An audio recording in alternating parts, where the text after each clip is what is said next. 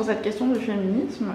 Est-ce une des raisons pour laquelle vous êtes entrée au planning et qu'est-ce que ça voulait dire pour vous à ce moment-là, le féminisme? Ah non, tu parles à un dinosaure. Je n'étais pas féministe, c'est bien triste. Ça, c'est la chanson que j'ai faite quand j'ai quitté le conseil d'administration confédéral. Donc je n'étais pas féministe, je le suis devenue au planning. Et c'est pour ça que pour moi, Vivienne, c'est le nid d'une nouvelle naissance. Parce qu'à partir de ce jour-là, j'ai mis les lunettes féministes, j'ai enfilé les chaussures féministes, et la route est longue, et je suis toujours de plus en plus féministe. Alors c'est vrai que, c'est d'ailleurs ce que je disais légèrement dans ma chanson, ça perturbe un peu autour de toi.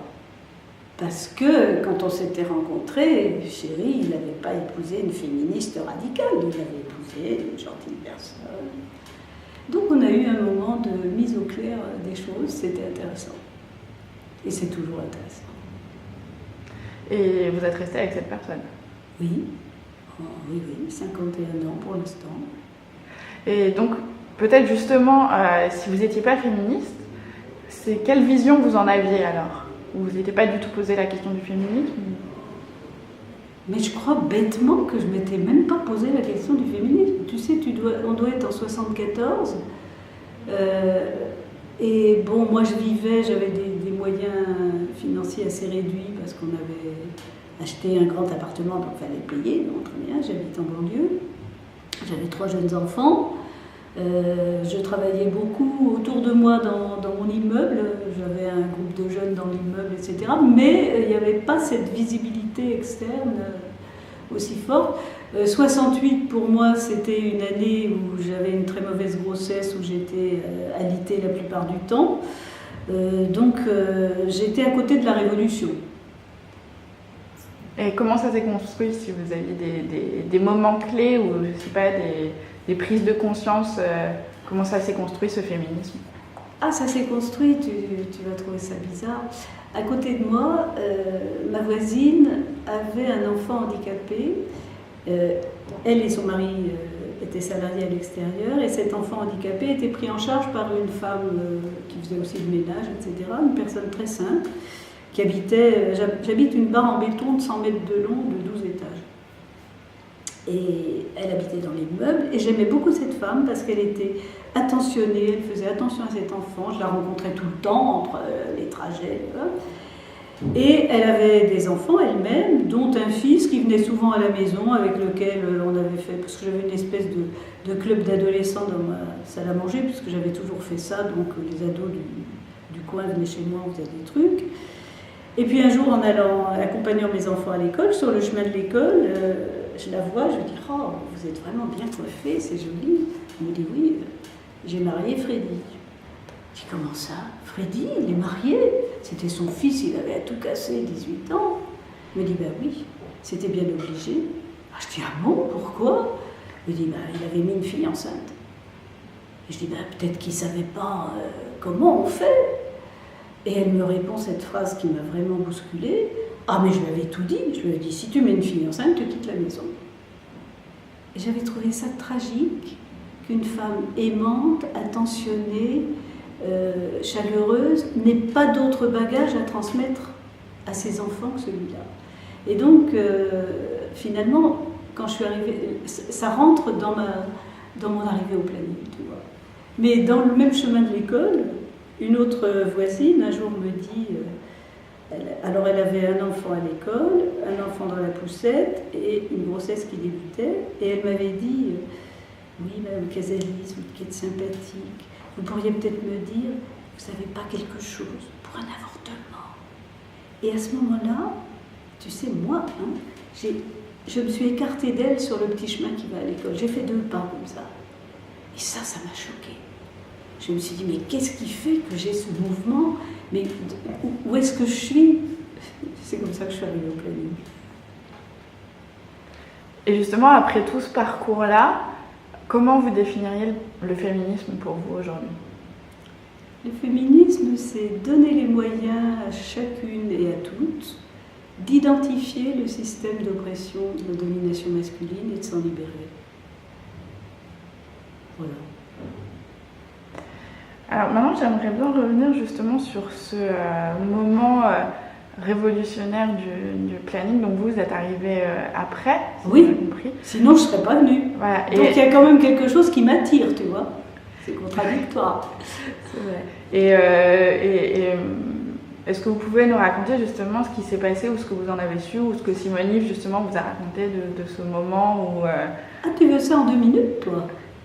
D'accord.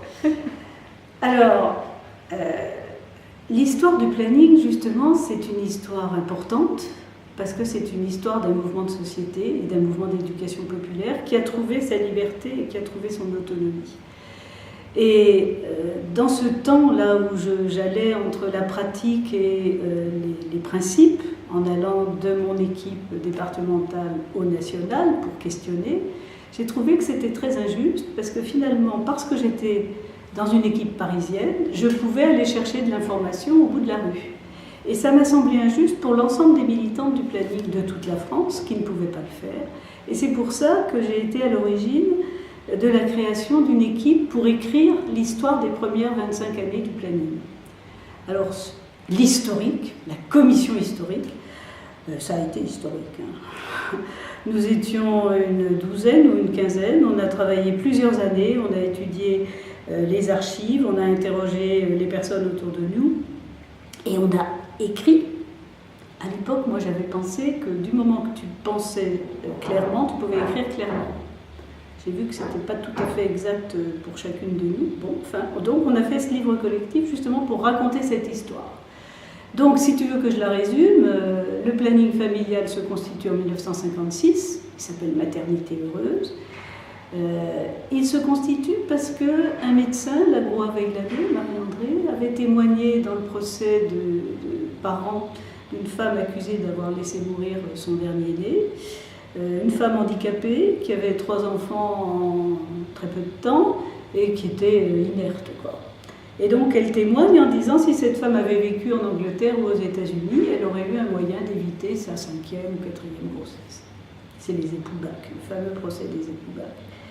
Et dans la salle d'audience à Versailles, il y a des journalistes, comme toujours pour un infanticide. Et l'un de ces journalistes va la rencontrer après, va l'interroger. Et ça va faire de l'écho, et des courants protestants, le mouvement Jeunes Femmes, va rencontrer Lagroua Veilladé en lui disant il faut faire quelque chose, il faut créer quelque chose. C'est avec Evelyne Sudron. Et à ce moment-là, Madame Lagroua Veilladé n'a pas du tout envie de faire une révolution. Elle est encouragée par son mari, qui est pédiatre, et qui lui dit qu'en effet, ce serait bien qu'on implante le contrôle des naissances en France. Et la maternité heureuse va s'ouvrir doucement pour créer un mouvement d'opinion. Et ce mouvement d'opinion, ça va être provoqué par des animations dans les divers coins de France, animations demandées par les 3 courants, les protestants, la mutualité et les francs-maçons. Et dans ces débats, on explique que dans d'autres pays, les femmes ont la capacité à gérer leur maternité et que c'était comme ça avant le fameux 1920 et ce fameux article du Code pénal qui interdit toute contraception.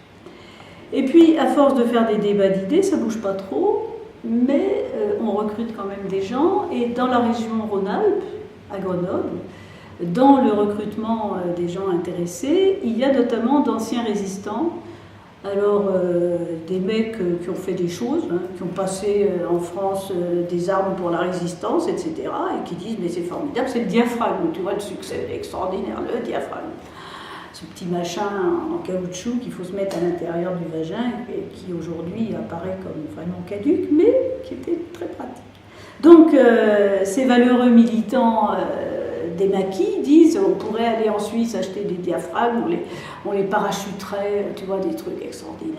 Et puis c'est des actifs, ils disent on va pas rester comme ça, faire du débat d'idées, ça peut durer encore 10 ans, on va ouvrir un centre pour expliquer ça aux gens. Et l'équipe de Paris est très inquiète, parce que l'ouverture de ce centre, ça pourrait signifier la fermeture de la maternité heureuse, qui est devenue planning familial pour être soutenue par le mouvement international et notamment anglophone. Et donc on va les laisser ouvrir leur centre au mois de juin 1961 à Grenoble, centre de l'espoir, dira la presse. Et la presse s'en fait l'écho et les militantes de cette ouverture, et on a beaucoup travaillé avec Adrienne Naquet dans la commission historique, qui était au premier jour de l'ouverture, racontent comment les gens cet été-là faisaient des détours pendant leurs vacances pour arriver au centre de l'espoir et demander quelque chose. Alors bien sûr, la police va les arrêter, parce que en vertu de l'interdiction de publicité sur la contraception, mais c'est une équipe intelligente, c'est une équipe redoutablement armée pour les luttes, et elle a prévu le choc avec un juriste, son nom me fuit, enfin un type à qui on doit beaucoup, qui a étudié la loi sur les associations de 1901, qui prévoit qu'on puisse distribuer à ses adhérents des informations correspondant à ses objectifs. Et de là naît la formidable richesse du planning familial pendant 2 décennies, c'est-à-dire pour avoir une info, il faut être adhérente. Et donc on va avoir un nombre d'adhésions extraordinaire, car à la suite de Grenoble, dans les quelques mois, il y a 30 centres qui s'ouvrent en France et il y a du monde qui vient dedans.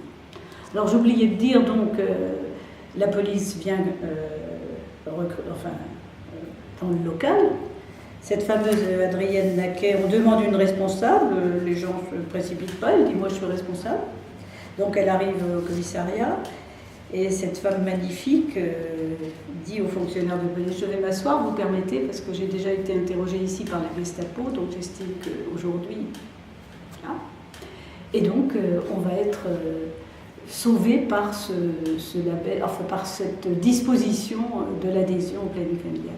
Donc tu me demandais d'où venait le planning, donc à ce moment-là on va avoir du monde et du fric. Ah, du monde et du fric,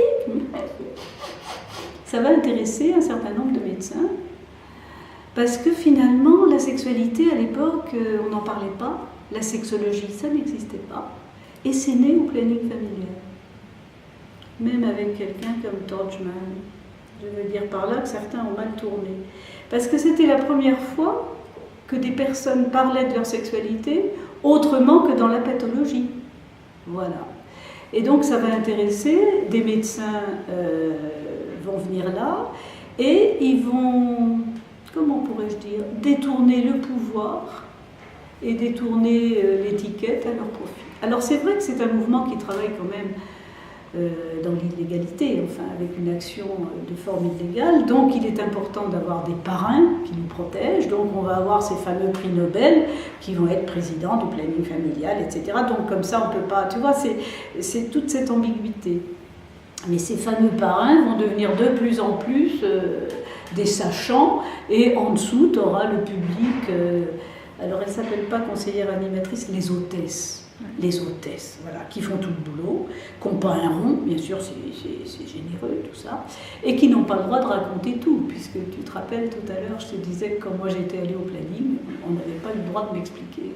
On m'avait juste montré mes organes génitaux. Ça, manque de bol, je les connaissais déjà, c'est pas ce que je cherchais. Enfin bon. Voilà, donc cette période-là va être la période de mûrissement de toutes ces hôtesses, qui vont s'apercevoir que le pilotage de l'organisation ne répond pas aux aspirations des femmes. Et c'est cette fameuse révolution qui va se manifester avec Monique Antoine, qui vient malheureusement de nous quitter, et la revendication de l'avortement médical. Car au fond, la maternité heureuse s'était créée contre l'avortement clandestin, qui faisait des ravages terribles, puisque toutes les semaines on voyait mourir de très nombreuses jeunes femmes en France dans des situations absolument tragiques. Et là, tout à coup, la même organisation décide qu'elle va militer pour l'avortement. Donc ça crée une césure, ça crée une fracture, et Simone est la personne qui a fait basculer ça. Et comment ça s'est produit justement ? Il y a un congrès extraordinaire, un congrès formidable, 1973, où le planning se positionne pour l'accès à l'avortement, etc. Il y avait déjà eu une première césure par rapport à mon club de grands médecins, là, c'était en 67. Et là, il y a eu quelque chose d'assez extraordinaire. En 67, on arrive à la veille de la légalisation de la contraception, je ne parle pas d'avortement. Et à ce moment-là, la présidente, la Gros-Aveillallé, dit qu'elle se retire, car désormais, puisque la contraception va être légalisée, on n'a plus besoin d'un mouvement d'agité. Voilà. Ça, c'était la première étape de rupture, et la deuxième étape, ça va être l'avortement. Et justement, concrètement, comment les médecins ont été évincés, enfin ces grands médecins hommes ont été évincés J'ai pas révisé. Un congrès, c'est des militants, c'est des représentants, il y a des votes. Et quand on a voté pour l'implication du mouvement français pour le planning familial dans la lutte pour le droit à l'avortement, ces braves personnes se sont retirées. Mais tu verras tous les détails de ça dans le petit livre D'une révolte à une lutte. Et alors, pour continuer là-dedans, vous mentionnez les hôtesses qui n'avaient pas le droit de tout dire. À partir de ce moment-là, elles peuvent tout dire sur... Absolument. À partir de ce moment-là, nous devenons chacune responsable de notre propre action planning. Et je crois que c'est ça, les grandes idées du planning, c'est un mouvement d'éducation populaire féministe. C'est une pédagogie de la co-formation et c'est une pédagogie de la solidarité et de la mise en commun. Donc il n'y a pas de... Et moi j'ai vécu cette période-là au maximum de son organisation puisque j'ai eu la chance, dans tout mon parcours au planning, d'être sous le registre des animatrices gestionnaires. Le mouvement était dirigé par des personnes élues. On était élus chaque année. On était payé sur un nombre d'heures petit et le reste était en heures militantes, avec des heures militantes, j'allais dire, impératives. Enfin. Et j'ai vécu cette position-là pendant tous les postes que j'ai occupés au planning, puisque j'ai été ensuite très longtemps, 2 fois 6 ans à la Confédération. Et c'était une grande sécurité, parce que tu étais élu politique, et donc tu avais une représentativité, tu représentais quelque chose. Et moi je représentais cette équipe de la rue Vivienne, qui a été vraiment une des équipes qui a beaucoup avancé dans ces années-là. Pourquoi est-ce qu'elle avançait? Pas parce qu'elles étaient plus futées, parce que nous avions une très forte pratique. Rue Vivienne, à l'époque, dans ta journée, tu avais, je sais pas moi, on pouvait rencontrer 60 personnes. Donc même si toi, tu es un peu bloqué, un peu fermé, comme je pouvais l'être, j'étais pas bloqué ou fermé, mais j'étais une oie blanche, une bécasse, t'enlèves tes plumes, quoi. Hein, tu découvres une autre réalité. À partir du moment où tu pars de l'idée qu'on est ensemble en tant que femmes et qu'on va ensemble regarder qu'est-ce qui se passe et quels sont les moyens pour vous, aujourd'hui, d'accéder à une autonomie plus réelle.